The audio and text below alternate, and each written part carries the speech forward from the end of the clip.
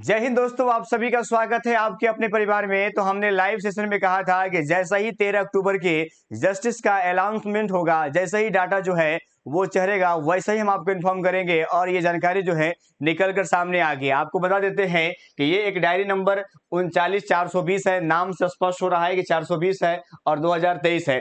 दीपांकर गौरव buses जो है states of Bihar है और ये डायरी नंबर जो है वो आपको दिख रहा होगा और ये पेंडिंग चल रहा था, लेकिन इसकी सुनवाई जो होने वाली है। केस नंबर की बात करें, ये आपका WPC है, याद रखिएगा WPC नंबर आपका 001128 है इसका। उसके अगर बात करें तो इसके सुनाई की अगर बात किया जाए, सुनवाई की अगर बात किया जाए तो इसका डेट जो है वो जारी हो चुका है, 13/10/2023 को होगा। लेकिन सबसे महत्वपूर्ण बात तो ये है कि ऑनरेबल जो है जस्टिस की बात करें तो बोपन्ना साहब की जो है वो टीमें जो है इसको देख रही है। वही जस्टिस है जो आपको 9 अक्टूबर को पहले सुनवाई हुआ था, जहां पर पहली कह सकते हैं 8 मिनट के अंदर में जो है जज साहब कह दिए कि ये मामला जो है वो हम कह सकते हैं कि अनिरुद्ध बोस साहब को ट्रांसफर करते हैं, जिन्होंने 11 अगस्त को बीएड वाले को बाहर किया है। जैसे ही नाम सुने वैसे ही बिहार के जो कह सकते हैं कि जो वकील थे उन्होंने कहा, महाशय मुझे यहाँ से जाने की अनुमति दिया जाए और मैं अपनी कह सकते हैं SLP को वापस लेते हैं।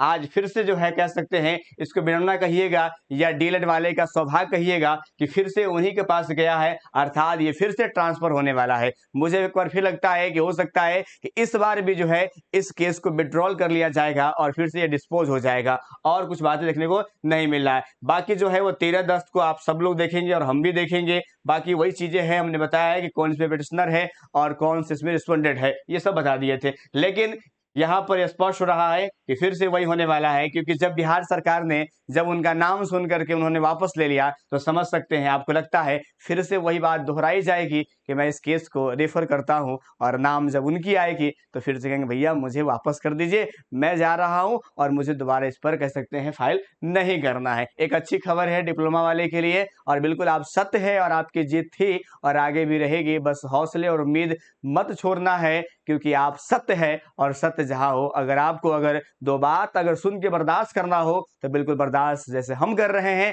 वैसे आप बर्दाश्त कीजिए, क्योंकि आप सत्य है और फिर से 13 अक्टूबर को फिर से जीत आपकी होगी। जिस प्रकार से 9 को झटका लगा था सरकार को, उसी प्रकार से इस पिटिशनर वाले को जो है 13 तारीख को लगेगा और 13 तारीख को पूरे संपूर्ण भारत में आप देखिएगा कि BEd 1 to 5 के लिए पूर्णतः समाप्त हो जाएगा। कहीं से किसी प्रकार का जो अड़चन है, कहीं प्रकार से कह सकते हैं जो खोज वगैरह बच जाती है, वो भी समाप्त हो जाएगा। उसका अधिकार है डिप्लोमा वाले को, उनको अधिकार मिलना चाहिए। अगर इस अधिकार अगर कोई रोक रहा है, अगर कोई पक्ष में जा रहा है, इसका मायने है कि वो संविधान के विरोध चल रहा है, सुप्रीम कोर्ट की अवहेलना कर रहा है। मुझे उम्मीद है कि जिस प्रकार से 9 अक्टूबर को हुआ था उसी प्रकार से 13 अक्टूबर को जब फाइल खुलेगा तो कृपया करके मुझे उम्मीद है उन विपक्ष लोगों से कि वो अपने फाइल को वापस लेंगे और इस पर हियरिंग नहीं होगा। आगे हम मिलेंगे और पूरी जानकारी जो है फिर से हम आपको देंगे कल। तब तक इतना ही। जय हिंद, जय भारत, सभी को धन्यवाद।